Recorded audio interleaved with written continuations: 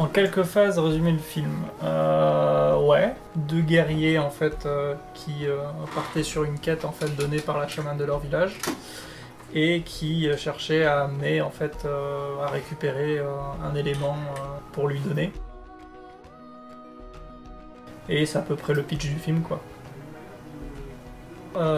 Mon rôle, ça a été un peu de chapeauter tout le reste en fait. Et il a fallu mettre en place un pipeline de production, un planning aussi. Donc du coup on avait à peu près 5 mois de délai pour faire ça. Donc 5 minutes d'animation sur 5 mois, c'est des délais qui sont quand même très restreints et une quantité de boulot assez énorme. Mais voilà, c'était cool.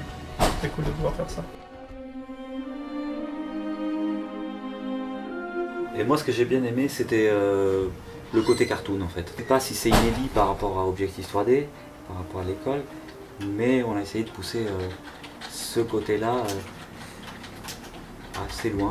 Au tout débur, c'était vraiment la pré-production, d'essayer de trouver suffisamment d'idées pour le projet pour pouvoir faire en sorte que tout le monde puisse travailler en fait, que ce soit les modeleurs, les gens à la texture, le FX, enfin toutes les spé. À la fin du projet, que tous les élèves puissent avoir quelque chose à présenter et sur lequel il a travaillé. Et c'est très compliqué et à la fois très plaisant.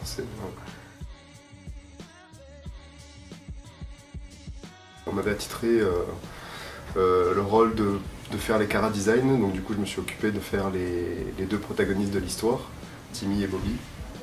Ce qui a été un défi pour nous, c'est de réussir à essayer de faire des belles modées, c'est-à-dire à respecter la topologie. L'avantage du layout, c'est qu'au départ, on se dit on va créer un cheminement du point A au point B. Entre-temps, on va avoir une idée dans notre scénario du décor et on va se rendre compte, ah oui, on n'a pas pensé à tel détail, il faut pour passer la crevasse, qu'est-ce qu'on va faire? Et on va, grâce à ces layouts-là, en même temps, on va ajouter des éléments à notre histoire. Donc c'est vraiment une sorte de puzzle, l'une des pièces ne va pas sans l'autre. C'est ça, c'est une gymnastique entre l'un et l'autre en fait. On fait un layout, on a une histoire, les deux se correspondent plus ou moins et on fait en sorte en fait que les deux se rejoignent, le layout et l'histoire qu'on a voulu raconter. Le principe du pipe, c'est de récupérer, de faire en sorte de faciliter le travail des équipes après. S'il y a un système de rangement de fichiers pour pouvoir envoyer par exemple des personnages en turnaround. Le but du jeu, c'est ça, c'est de développer ces petits outils et de les mettre à disposition des utilisateurs. Alors nous, en animation, on a commencé par faire nos références vidéo.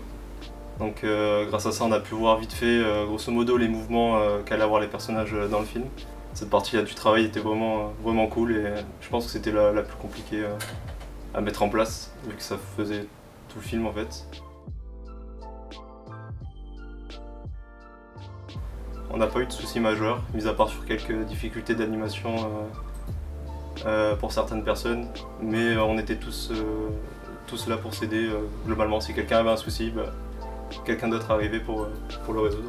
Les difficultés majeures qu'on a eues, ça a été tout d'abord la deadline qui nous a forcé à faire rendre des animations efficaces, donc c'est-à-dire que les spectateurs puissent voir à travers la gestuelle uniquement du personnage qui raconte son état d'esprit directement sans qu'on puisse rajouter trop de mouvements. Nous, en rig, ce qui a été plutôt chouette cette année, c'est qu'on n'avait pas que du bipède, et du coup on a pu varier un petit peu les défis. Et puis même ce qui était bipède, les personnages ils n'ont pas des proportions classiques, du coup ils ont des épaules qui partent jusque là et c'est toujours super intéressant à manipuler. On est directement en partenariat avec les modeleurs. Les modeleurs nous donnent les objets, les volumes que nous allons texturer. Voilà, on leur donne une couleur, l'influence de la lumière dessus et un volume supplémentaire pour lui donner plus de cachet. On est une équipe et on fait ça du coup tous ensemble. Ce qui était intéressant là sur le projet, c'était on avait pas mal d'ambiances de light, donc on commençait de nuit, on avait ensuite un début de journée, une après-midi, un début de soirée et puis même une ambiance assez particulière dans un volcan.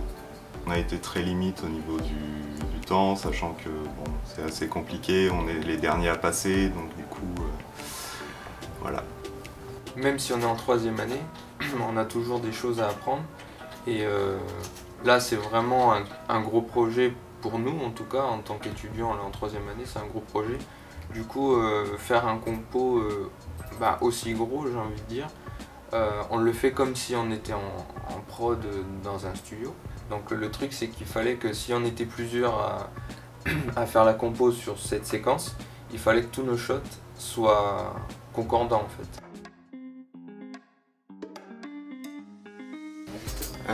Du coup, ma spé, elle sert à faire tout ce qui est fumée, feu, eau, tout ce qui est généré avec des particules, tout ce qui est simulé, tout ce que les animateurs ne peuvent pas animer et tout ce que les graphistes ne peuvent pas faire, en gros, tout ce qui est destruction, etc. etc.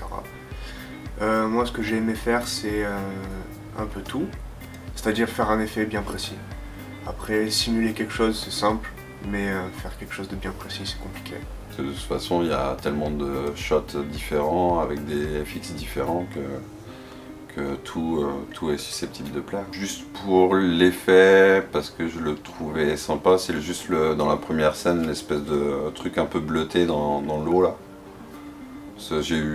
Fallait que je fasse de la smoke, que je rajoute ensuite des particules et qui récupère en fait le mouvement de la smoke.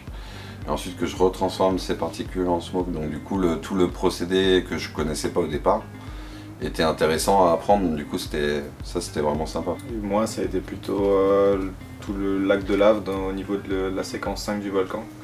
Parce que c'était intéressant à approcher parce que c'est censé être des bulles qui remontent d'en dessous au niveau de la chaleur et tout ça et qui explosent.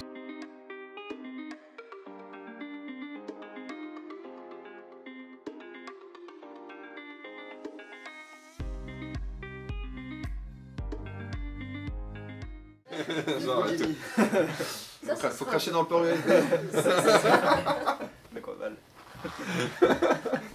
Tous les pires trucs, tu sais.